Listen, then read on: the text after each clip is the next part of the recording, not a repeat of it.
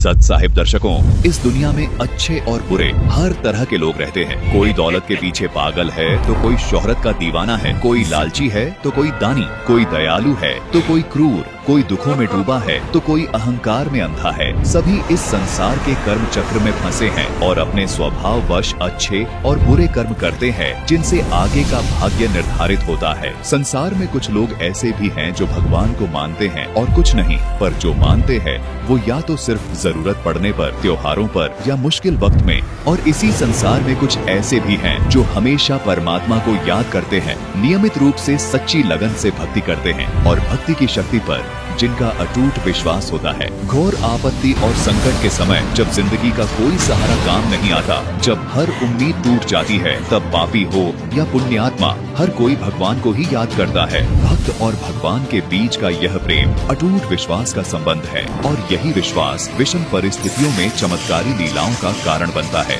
जो संसार के लिए अद्भुत और अकल्पनीय उदाहरण बन जाता है और अमर लीलाओं के रूप में युगों युगों तक प्रेरणा का दिव्य स्रोत बन जाता है, जिससे हर युग में लोग ईश्वर पर अटूट विश्वास करने के लिए प्रेरित होते हैं। हर भक्त के जीवन में संकट का बुरा वक्त उसकी परीक्षा का समय होता है। उस कठिन समय में परमात्मा अपने भक्त की प्रतिक्रिया देखता है, उसे निरखता है, उसके विश्वास को परखता है और जब भक्त इस परीक्षा में खरा उतरता है, अपना सब कुछ उस परमात्मा पर न्यौछावर कर देता है, तब परमात्मा उसके लिए वो कर दिखाते हैं जो कोई सोच भी नहीं सकता। नुक्ते ऊपर रीझे गाए, करोड़ कर्म चल जा तुम्हारे। अपने उस प्यारे भक्त के लिए परमात्मा एक पल में ऐसे चमत्कार कर देता है जिसे देखकर सुर, नर, मुनि, गण, गंधर्व, ईश और संपूर्ण देवी देवता सहित सभी लोकों के प्राणी नतमस्तक हो जाते हैं। प्रहलाद जैसे सच्चे भक्त के लिए कभी खंभे को चीरकर नरसिंह रूप धारण किया, कभी भरी सभा में द्रौपदी की लाज बचाई और राम जी की सहायता कर रावण का वध करवाया, कभी अप्रत्यक्ष अदृश्य रूप से अपने भक्तों को मौत के मुंह से खींच जीवित कर लाते हैं। ये चमत्कार कोई पूर्व निर्धारित संयोग नहीं, बल्कि भगवान पर दृढ़ विश्वास और भक्ति की शक्ति का प्रतिफल है। आध्यात्मिक यात्रा का सबसे बड़ा रहस्य यही है कि जिसने इसे जान लिया, उसने मानो हर पड़ाव को पार कर लिया। यह कोई साधारण ज्ञान नहीं, बल्कि एक ऐसा अति सूक्ष्म और गहरा सत्य है जिसे समझने के लिए हमें उन दिव्य लीलाओं को देखना होगा जो युगों युगों से स्वयं परमात्मा इस धरती पर अपने भक्तों के लिए करते आ रहे हैं। दर्शकों, परमात्मा की लीलाएं तो अनंत हैं, लेकिन फिर भी हमारा यह निरंतर प्रयास रहेगा कि हम जितना संभव हो सके इन दिव्य लीलाओं को वीडियो के रूप में आप तक पहुंचाते रहें। हमारा मकसद आपको केवल जानकारी देना नहीं, बल्कि उस परमपिता की असीम शक्ति और उनके अटूट प्रेम से अवगत कराना है, ताकि हमारी आंखें खुले और हमें भक्ति की सही दिशा और संपूर्ण आध्यात्मिक लाभ प्राप्त हो सके। जो खुद को छुपाकर गुप्त रूप से लीला करता है और सदैव अपने भक्त की सहायता के लिए कोई न कोई नया वेश धारण कर लेते हैं, तो कभी भक्ति में आस्था बनाए रखने के लिए किसी व्यक्ति विशेष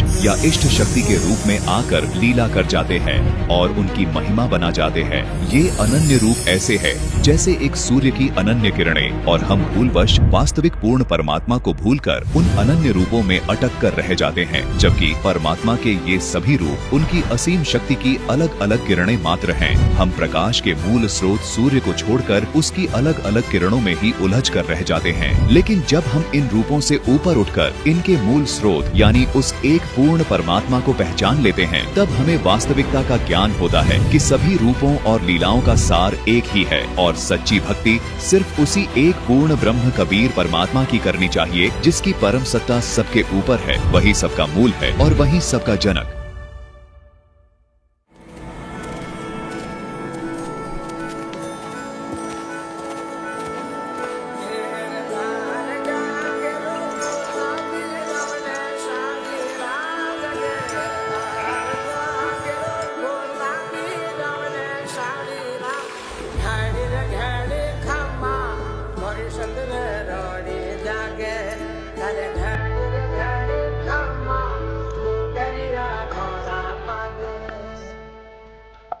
ये कहानी शुरू होती है राजस्थान के टोंक जिले के एक छोटे से गांव धुआं कला से, जहां रहते हैं एक जाट किसान और पशुपालक रामेश्वर जी और उनकी पत्नी रेवा देवी।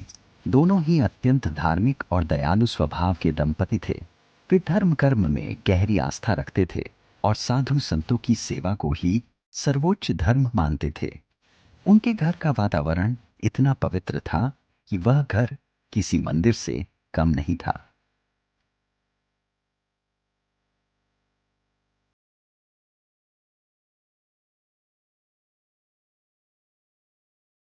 श्रीशालिग्रामस्तोत्रम् विनियोगः। ॐ अस्य श्रीशालिग्रामस्तोत्रमन्त्रस्य श्रीभगवान् ऋषिः नारायणो देवता अनुष्टुप् छन्दः श्रीशालिग्रामस्तोत्रमन्त्रजपे विनियोगः।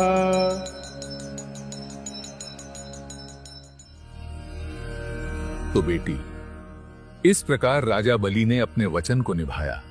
पर यह केवल 3 पग भूमि के दान की बात नहीं थी। ध्यान से सुनो। राजा बलि की महानता इस बात में थी कि उन्होंने उस वामन वेश को पहचान लिया था कि वामन रूप में उनके द्वार पर कोई साधारण याचक नहीं, बल्कि साक्षात भगवान खड़े हैं। यह है सच। नारायण किस रूप में आकर मिल जाएं, ये कोई नहीं जानता। राजा बलि ने समझदारी दिखाई कि जब स्वयं ईश्वर कुछ मांगने आए तो अपना सर्वस्व ही न्यौछावर कर देना चाहिए। बेटी, तीनों लोकों में दानी का दर्जा सबसे ऊंचा है। लेकिन बेटी, एक विशेष बात सदा याद रखना। सभी प्रकार के दान में अन्नदान सर्वश्रेष्ठ है और सर्वाधिक पुण्यदायी है, क्योंकि अन्न से ही जीवन चलता है। अन्न ही जीवन का आधार है।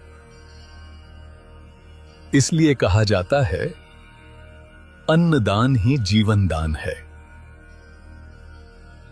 भूखे को अन्न का दान देना मानवता का सर्वोच्च धर्म है।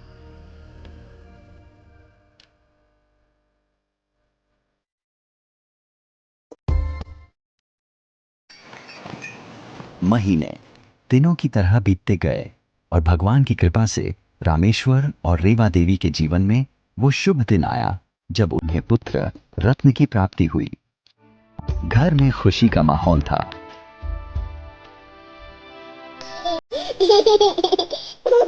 बच्चे का नामकरण करने खुद कुलगुरु पंडित त्रिलोचन जी घर आए। उन्होंने बच्चे की कुंडली देखी और नाम रखा धन्ना, यानी धनवान, परम सौभाग्यशाली। सिर्फ धन दौलत का ही नहीं, बल्कि सद्गुणों और समृद्धि का भी धनी। धन्ना बाकी बच्चों से अलग था। जब गांव के बच्चे मिट्टी के खिलौने बनाते थे, धन्ना अपने छोटे छोटे हाथों से माता पिता के पैर दबाता या घर आए साधु संतों की सेवा करता। उस नन्हे बालक के सद्गुणों को देखकर ऐसा लगता था जैसे ये गुण उसके अपने पिछले जन्मों के शुभ आचरण का प्रभाव थे। उसकी विनम्रता और निर्मल सेवा भाव देखकर गांव में हर कोई बस एक ही बात कहता था, इस युग में धन्ना जैसा संस्कारी बालक मिलना बहुत दुर्लभ है। जब कुलगुरु त्रिलोचन नाथ रामेश्वर जी के घर आए तो 5 वर्ष के बालक धन्ना ने देखा कि आसपास के लोग भी उनके दर्शन को आने लगे और उनके आगमन से ही सभी उनकी सेवा में लग गए। सभी त्रिलोचन नाथ का विशेष आदर सत्कार कर रहे थे। त्रिलोचन नाथ जी ने भगवान की कथा सुनाई, जिसे सभी ध्यान पूर्वक सुन रहे थे। उनकी हर बात को धन्ना भी ध्यान पूर्वक सुन रहा था।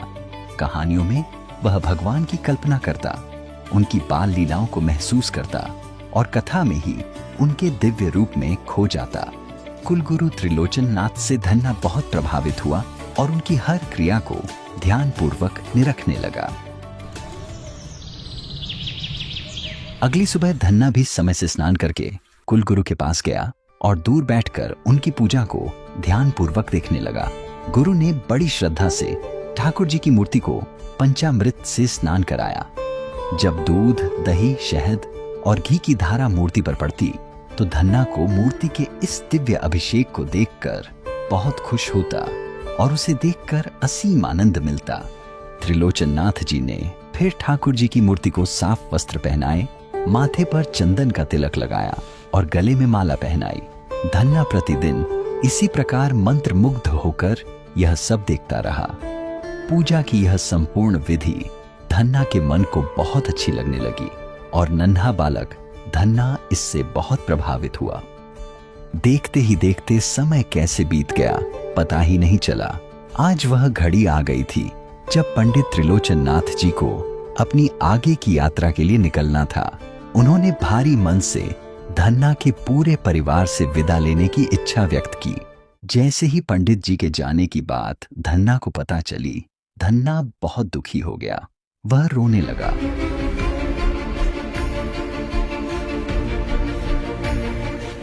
गुरुजी, आप ठाकुर जी को लेकर हमें छोड़कर जा रहे हैं। क्या हमें अब ठाकुर जी कभी नहीं मिलेंगे? अरे धन्ना, शांत हो मेरे बच्चे। बेटा तुम विश्वास रखो, मैं जल्दी ही ठाकुर जी को लेकर वापस आऊंगा। नहीं, आप ठाकुर जी को लेकर मत जाइए। बेटा धन्ना, अब मेरे विदा लेने का समय आ गया है। मेरी यात्रा लंबी है, तुम रो मत बेटा, मैं फिर जल्दी ही आऊंगा। धन्ना जी का ठाकुर जी के प्रति प्रेम और भक्तिभाव देखकर त्रिलोचन जी भावुक हो जाते हैं। त्रिलोचन जी ठाकुर जी से मिलता जुलता पत्थर धन्ना जी को दे देते हैं। बालक धन्ना उस सामान्य पत्थर को पाकर ऐसे प्रसन्न होते हैं जैसे साक्षात भगवान मिल गई हो। कुलगुरु पंडित त्रिलोचन जी तो अपनी यात्रा पर चले गए, पर अपने पीछे छोड़ गए बालक धन्ना में सिलबट्टे के प्रति ठाकुर जी वाला गहरा प्रेम। धन्ना उस दिन से अपना सारा समय अपने नए साथी ठाकुर जी की ही सेवा में लगाने लगा। वह रोज सुबह जल्दी उठता, अपने ठाकुर जी को स्नान कराता, उन्हें नए वस्त्रों से सजाता और पूरी श्रद्धा से माथे पर चंदन का तिलक लगाता। कुछ ही वर्षों में जब धन्ना 10 वर्ष का हुआ तो उस ग्रामीण समाज की परंपराओं के अनुरूप उसका बाल विवाह कर दिया गया। अब धन्ना का जीवन बदल गया था। धन्ना किसान पुत्र था। इकलौता पुत्र होने के नाते वह पिता के साथ खेती में भी हाथ बटाता था। पिता की सहायता के लिए छोटी सी उम्र में ही कड़ी मेहनत करने लगा।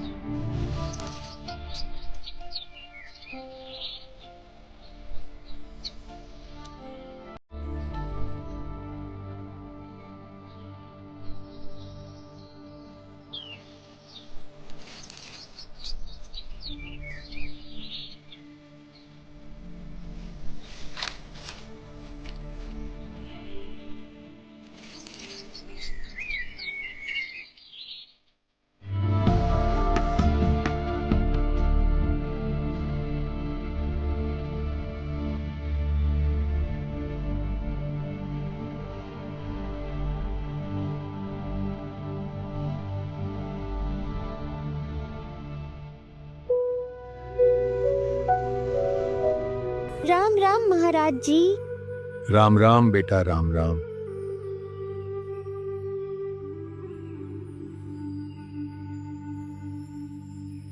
बेटा, मैंने एक मतीरा देखा जो बहुत मोटा और अच्छा है, वो मुझे खिला दे। महात्मा जी, यह तो मैं आपको नहीं खिला सकता। यह तो मैंने अपने भगवान श्री कृष्ण जी के लिए संभाल कर रखा है। और हर फसल का पहला फल मतीरा, जो सबसे स्वादिष्ट और स्वस्थ होता है, वह अपने भगवान के लिए मंदिर में चढ़ाता हूँ। आप इस फल को छोड़कर और कोई भी फल खा सकते हैं। बेटा, आप इसे मंदिर में कब चढ़ाओगे? मैं आज आज जाने ही वाला था। बहुत अच्छा है, चलो आप, हम भी देख लेंगे, हमारे भी संस्कार बनेंगे और हम भी माथा टेक लेंगे। हाँ जी, चलते हैं।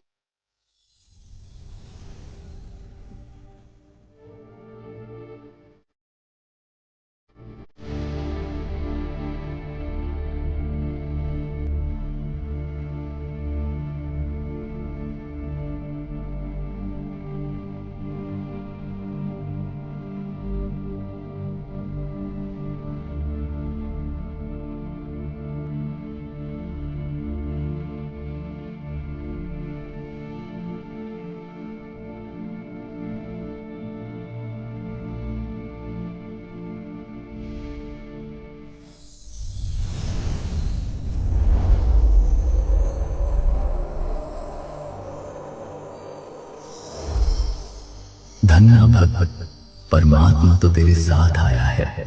इस मतीरे को कहां लेकर आया मेरे पास। उनके चरण पकड़ और अपना कल्याण करवा।